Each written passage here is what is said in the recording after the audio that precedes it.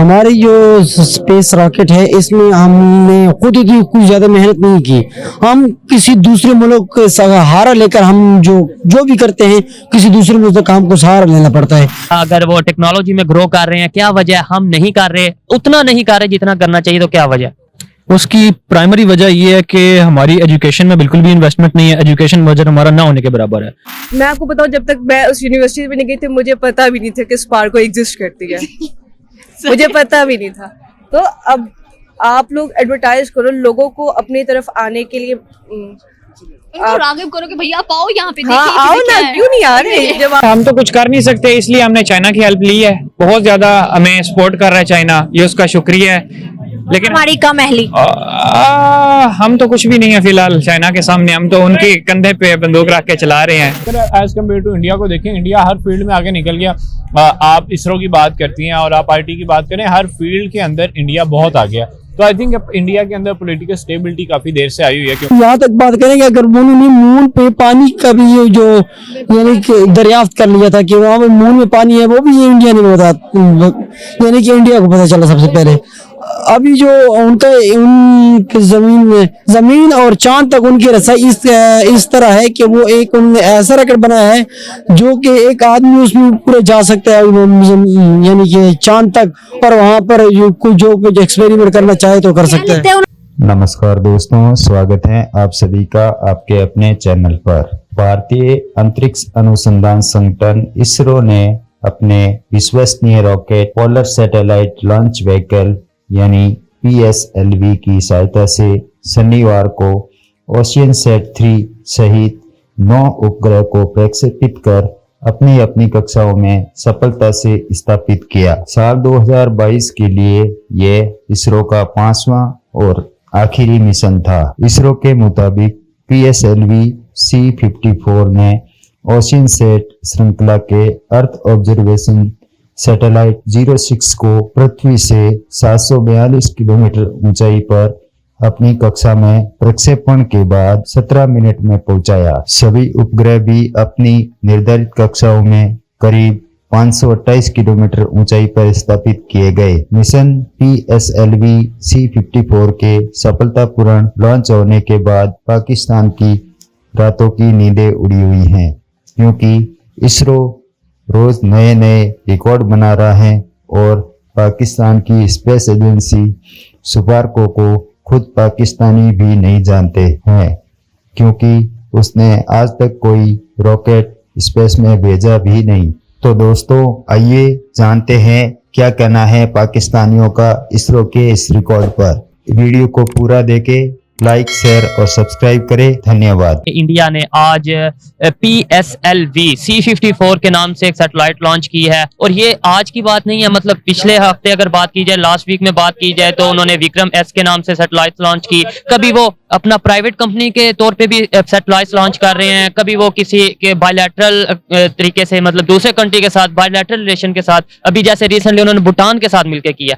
पाकिस्तान की अगर बात की जाए टेक्नोलॉजी की, स्पेस टेक्नोलॉजी की अगर बात की जाए, हम कहाँ पे स्टैंड कर रहे हैं? पाकिस्तान की देखें, इसमें बात की जाए तो अगर आप टैलेंट के हिसाब से देखें ना, तो ऐसी बात नहीं है कि पाकिस्तान में टैलेंट नहीं है, हर चीज जो है यहाँ पे मौजूद है।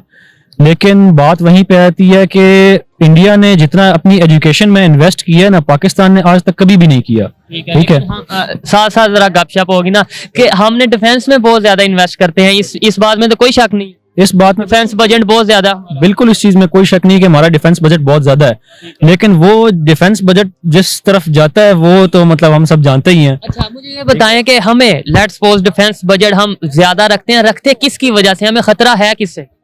खतरा हमें जो है वो दिखाया एक तरीके से, हमारे ज़हनों में डाला जाता है कि जी खतरा हमें इंडिया से है, गैर मुल्की ताकतों से है। इंडिया मतलब इर्द गिर्द के हवाले से बात की जाए, बॉर्डर्स के हवाले से बात की जाए, इंडिया का ही आता है, मतलब कि हमारे इंडिया से खतरा है। अगर इंडिया से लेट्स सपोज खतरा है, तो उनकी टेक्नोलॉजी को अगर हम देखें, आए दिन कोई ना कोई सैटेलाइट, आए ना कोई मतलब डिफेंस के हवाले से वो टेक्नोलॉजी को लॉन्च करते रहते हैं। और पाकिस्तान की डिफेंस की टेक्नोलॉजी देखी जाए या ओवरऑल अगर स्पेस टेक्नोलॉजी देखी जाए, क्या आप समझते हैं कि हम जो दिखाते हैं क्या वाकई हम compete भी कर पाएंगे? अगर आप नियर फ्यूचर में इसको देखते हैं तो ये बिल्कुल भी हम compete नहीं कर सकते, जो कि स्टैंडर्ड फैक्ट्स हैं। ठीक है, हो सकता है मे बी के मतलब आने वाले कुछ टाइम में मतलब 10-15 साल के बाद जो है वो आप हो सकता है कि उम्मीद लगा लें कि इसमें कुछ बेहतरी आ जाए, लेकिन अभी बिल्कुल भी compete नहीं किया जा सकता। वजह क्या है? वो अगर ग्रो कर रहे हैं इस इंडस्ट्री में या अगर वो टेक्नोलॉजी में ग्रो कर रहे हैं, क्या वजह है हम नहीं कर रहे, उतना नहीं कर रहे जितना करना चाहिए? तो क्या वजह? उसकी प्राइमरी वजह ये है कि हमारी एजुकेशन में बिल्कुल भी इन्वेस्टमेंट नहीं है। एजुकेशन बजट हमारा ना होने के बराबर है। जितना इंडिया का एजुकेशन बजट है ना, वो हमारे कहने को हम डिफेंस बजट में सबसे ज्यादा इन्वेस्ट करते हैं, उनका एजुकेशन बजट जो है वो हमारे डिफेंस बजट से भी ज्यादा है। तो आप उससे अंदाजा लगा सकते हैं कि वो किस लेवल पे हैं। हम किसी दूसरे मुल्क के सहारा लेकर हम जो भी करते हैं, किसी दूसरे मुल्क का हमको सहारा लेना पड़ता है, क्योंकि हमारे पास ज्यादातर इतने प्लेटफॉर्म्स नहीं है, हम पे इन्वेस्टमेंट नहीं हो रही है जो हमें इस तरफ हमारा रुझान बढ़ा है कि हम रॉकेट पे काम करें। अभी जो हमारे पाकिस्तानियों ने 6 रॉकेट लॉन्च किए हैं वो हमें चाइना की तरफ से यानी कि भेजे गए हैं। इसके मुकाबले में अगर हम भारत की बात करते हैं तो भारत ने तकरीबन 6 रॉकेट खुद बनाए हैं। क्योंकि उनके पास उनकी इन्वेस्टमेंट, उनका रुझान, उनका प्लेटफॉर्म उनको इस तरह मिले हैं कि वो अपने मुल्क की तरक्की के बारे में कुछ कर सकते हैं। 116 में उन्होंने 86 लॉन्च किए हुए हैं। अभी जो उनको तो यहाँ तक बात करेंगे, अगर उन्होंने मून पे पानी का भी जो यानी कि दरियाफ्त कर लिया था कि वहाँ पे मून में पानी है, वो भी ये इंडिया ने बता, यानी कि इंडिया को पता चला सबसे पहले। अभी जो उनकी जमीन और चांद तक उनकी रसाई इस तरह है कि वो एक उन्होंने ऐसा रॉकेट बनाया है जो कि एक आदमी उसमें पूरे जा सकता है यानी कि चांद तक, और वहां पर जो कुछ एक्सपेरिमेंट करना चाहे तो कर सकते हैं। उन्होंने कल एक और रॉकेट लॉन्च किया। डे बाय डे इतनी डेवलपमेंट करे अपने मुल्क में, रॉकेट पे रॉकेट लॉन्च कर रहे हैं ताकि हमारी स्पेस सेक्टर भी उनका मजबूत हो, जैसे कि उनका आईटी और उनका एजुकेशन सेक्टर मजबूत है। हमारे जो पॉलिटिक्स है या हमारे जो यूथ है वो उस तरह से रुझान क्यों नहीं दे रही? सॉरी टू आवर पॉलिटिशियंस, क्या हमारे पॉलिटिशियंस सिर्फ कुर्सी के पीछे ही लड़ रहे हैं, वो अपने मुल्क की तरफ देख ही नहीं रहे कि हमारे मुल्क में हो क्या रहा है। सबसे ज्यादा जो हमारा बजट जाता है वो आर्मी के पास जाता है, इन्हीं पॉलिटिक्स के बाद, क्योंकि हमारे मुल्क में करप्शन इतनी ज्यादा है जिसके बलबूते पे हम पाकिस्तानी सबसे पीछे रह चुके हैं। अब हम इंटरनेट का इस्तेमाल करते हैं तो उसमें सबसे ज्यादा आगे इंडियंस और बाकी मुल्क के टीचर्स हमें नजर आते हैं, क्योंकि हमें अपने पाकिस्तानी टीचर्स नहीं नजर आते कहीं पर भी। जैसे आपने यूट्यूब की बात की, अगर हम अदारों की बात करें तो हमें हर तरफ जो सीईओ हैं वो इंडियन नजर आते हैं, पाकिस्तानी नहीं नजर आते। क्योंकि हम तो कुछ कर नहीं सकते, इसलिए हमने चाइना की हेल्प ली है। बहुत ज्यादा हमें सपोर्ट कर रहा है चाइना, ये उसका शुक्रिया है। लेकिन हमारी कम अहली, हम तो कुछ भी नहीं है फिलहाल चाइना के सामने। हम तो उनके कंधे पे बंदूक रख के चला रहे हैं, वो देखते हैं कब तक चलती है। अगर मैं बात करूं इंडिया की, तो इंडिया ने एक बहुत बड़ी आज एक फिर न्यूज आती है जिसको देख के शायद में भी आप भी डिप्रेस हो जाएं कि यार वो day by day rocket launch करता जा रहा है। 116 उनके टोटल रॉकेट है, 86 उन्होंने लॉन्च कर चुके हैं अगर मैं बात करूं, और वो भी विद इन किसी की हेल्प नहीं, मेड इन इंडिया। इसरो ने आज फिर एक रॉकेट लॉन्च किया है। और अगर मैं बात करूं स्पेस के अलावा किसी और सेक्टर की, तो वो भी डेवलप्ड है। वाई स्पेस को इतना ज्यादा क्यों बूस्ट करें, आईटी को क्यों करें, एजुकेशन को क्यों बूस्ट करें? वो आईटी को इसलिए और इन स्पेस को इसलिए वो ज्यादा बूस्ट कर रहे हैं ना कि वो चाहते हैं कि हमारा नाम हो, एक पाकिस्तान की तरह हम ना रहें।